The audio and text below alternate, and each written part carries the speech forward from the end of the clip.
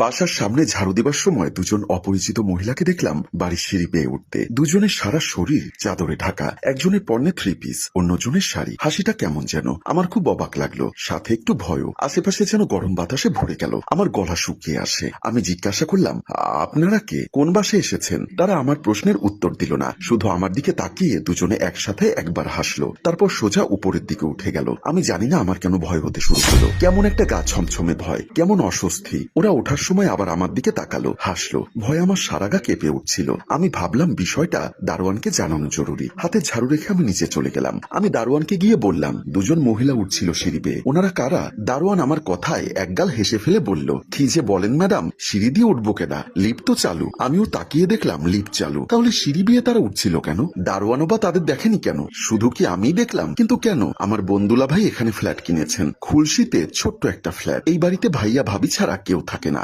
আমিও আছি আজ 2 দিন, কিন্তু আজ হঠাৎ এমন হলো কেন? এই বাসায় আর থাকে তুষি, আপুর 2 বছরের পিচ্চিটা, একদম ছোট্ট পুতুলের মতো। ওকে দেখে মনে হয় চাঁদের এক মুঠো আলো মাখা ছোট্ট একটা গুলুমুলু কিউট পুতুল আমার দিকে হাত বাড়াচ্ছে। ওকে কোলে নিলে একটু নামাতে ইচ্ছা করে না, মনে হয় সারাক্ষণ ওকে আদর করি। আপু বাহিরে গেছে, ও এখন আমার জিম্মায়, কিন্তু তুষির ইদানিং সমস্যা হচ্ছে, এজন্যই ডেকেছে আপু। ও ইদানিং ভয় পায়, কাকে নাকি দেখে। এইটুকু বাচ্চা কাকে দেখে চোখ বড় করে ফেলে আমি বুঝি না। তাই রাতে আপুরা এই রুম থেকে অন্য রুমে যেতে পারে না ভয়, সারা রাত লাইট জ্বালিয়ে ঘুমোতে হয় আপার দুলাভাই। আমি তুষির এই প্রবলেম সলভ করতে যে এখানে এসেছি এমনটা না, এসেছি এই বাসায় ঘুরতে। কালকে এইচএসসি পরীক্ষা শেষ হয়েছে, সামনে তেপান্তরের মাঠের মতো আদিগন্ত বিস্তৃত লম্বা ছুটি, কষিয়ে ছুটি কাটাবো। এই ছুটি কাটানোর প্ল্যানিং আপুর বাড়িতে আসা, কিন্তু আজ সকাল থেকেই কেমন যেন একটা গা ছমছমে ভাব। আপু আমাকে আর তুষিকে রেখে একটু আসি বলে শপিং এ গেল, এখনো ফেরেনি। রাত বাজে 9টা, আর ভাইয়া এখনো অফিসে। বাসায় খালি আমি আর তুষি। আমি ড্রয়িং রুমে টিভি চালিয়ে বসে আছি, তুষি খেলছে। খেলতে খেলতে ও হঠাৎ কাঁদতে শুরু করে। আমি রুমে এসে দেখি তুষি আগের জায়গায় নেই, কাঁদছে খুব। আমি তাড়াতাড়ি ওকে কোলে নিলাম। তুষি চোখ বড় করে আছে। হঠাৎ কেমন একটা শব্দ পাওয়া যাচ্ছে, অদ্ভুত একটা শব্দ, মানুষের ডাকের শব্দ। শব্দটা আসছে পাশের রুমটা থেকে। রুমটা অন্ধকার, গভীর অন্ধকার। তুষিকে আমি জাপটে ধরি, কে যেন ফিসফিস করে বলল, কিন্তু আমি কাউকে দেখলাম না। আমি অন্ধকার রুমটার দিকে ভালো করে তাকাই, শব্দটা ওখান থেকে আসছে আমি নিশ্চিত। আমি আস্তে আস্তে ওদিকে গেলাম, অনেক সাহস নিয়ে ভেতরে ঢুকলাম। কিছুই দেখা যায় না। এ সময় হঠাৎ বাজ পড়ে কাছাকাছি কোথাও।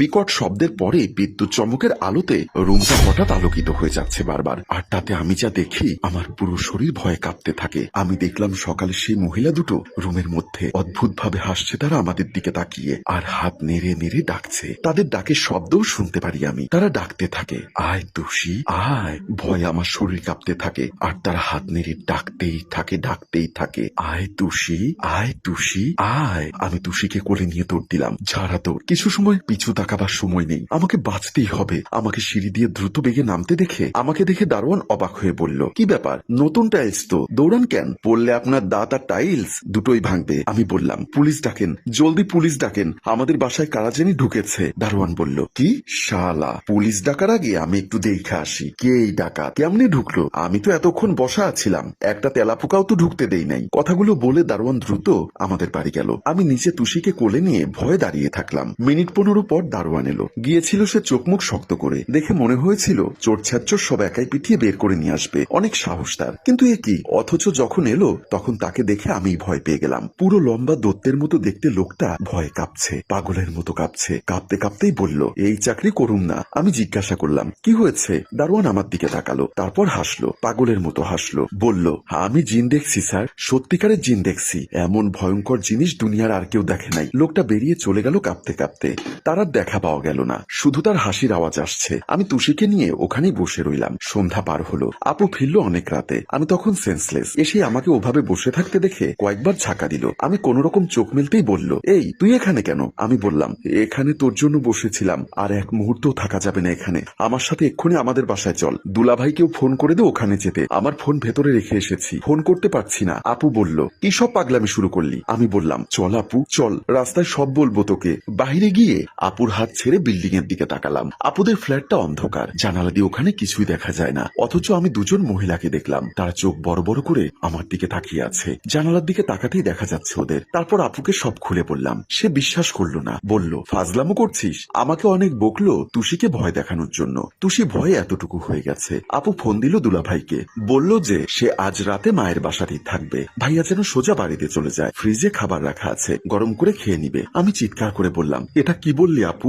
সত্যি ওই বাড়িতে থাকলে ভাইয়ার বিপদ হবে। আপু চোখ রাঙিয়ে বলল, চুপ ফাজিল, তোর ফাজলামোর জন্য আমার মায়ের বাসায় যাওয়া লাগছে। তোর দুলাভাইকেও এমনি বোকা বানাবো নাকি? ও বাসাতেই যাক, বাসা খালি রাখা ঠিক হবে না। আপুকে কোনোভাবেই মানাতে পারলাম না। রাতে ভাইয়া ওই বাসাতেই থাকবে একা, আমরা আমাদের বাসায়। আপু আর তুষি এক রুমে ঘুমোতে গেল, আমি তাদের পাশের রুমে। আমি রাতে জেগে রইলাম, খুব ভয় করছিল। মনে হচ্ছিল এক্ষুনি ফোন বাজবে আপুর, আপু ফোন ধরবে আর ওপাশ থেকে আসবে কোনো খারাপ খবর। রাত তখন 1টা বাজে, ফোনটা এলো। আপু ধরলো ফোন। শব্দ শুনে আমি আপুদের দরজার সামনে গিয়ে দাঁড়ালাম। আপুর কণ্ঠটা কেমন গম্ভীর শোনালো প্রথমে, তারপর ভয়, অদ্ভুত ভয় জাগলো তার কণ্ঠে। চোখ দুটো ভেজা, ভয় কাঁপছে। আপু কি ভেবে যেন বের হয়ে গেল। আপু কান্না কান্না গলায় বলল, কি দেখেছো? ওপাশের কথা শুনে বলল, বেরিয়ে যাও, এক্ষুনি বেরিয়ে যাও বাসা থেকে। আমি জিজ্ঞাসা করলাম, কি হয়েছে? আপু বলল, তোর ভাইয়া শুয়েছিল, ঘুম ভেঙে দেখে দুটো মানুষ সিলিং এ 4 হাত পায়ে টিকটিকির মতো হেঁটে বেড়াচ্ছে। হঠাৎ চিৎকারের শব্দ আপুর ফোনে। আপুর ফোনটা অন করা, ভাইয়া অন কলে ছিলেন। চিৎকারটা ভাইয়ার। আমার তখন ভাইয়ার চিৎকারের দিকে মন নেই। আপু কাঁদতে কাঁদতে জ্ঞান হারিয়ে পড়লো আমার উপরে। আপুকে সামলাচ্ছিলাম, কিন্তু তখনই আমার দৃষ্টি আপুর বিছানায়, যেখানে তুষি শুয়ে আছে। জানালার ওপারে বারান্দা, বারান্দায় স্নিগ্ধ জ্যোৎস্না, জ্যোৎস্নায় বারান্দায় জ্যোৎস্নার ভয়ঙ্কর আলোয় আমি দেখলাম দুজন চাদর পরা মহিলা দাঁড়িয়ে তাকিয়ে আছে, হাসছে। তাদের মধ্যে একজন তুষিকে কোলে নিল, তারা বাচ্চাটাকে পরম আদরে ভরিয়ে দিচ্ছে, যেন তাদেরই একজন। আমি বুঝলাম তারা স্বাভাবিক মানুষ নয়, হতেই পারে না। আমি কি করব বুঝছি না। আপুকে সামলাবো নাকি বাচ্চাকে বাঁচাবো? হে আল্লাহ, আমাকে শক্তি দিন, আমাকে সাহস দিন। সম্মানিত ভিউয়ার্স, লীনা কি পারবে ছোট্ট তুষিকে বাঁচাতে? গল্পের বাকি অংশ দেখতে চোখ রাখুন এই পেজে। গল্পটির ভাবনা ও পরিচালনায় অভি, ক্যামেরায় শিহাব ও শাকিল এবং প্রযোজনায় মঞ্জুর মোর্শেদ। ধন্যবাদ।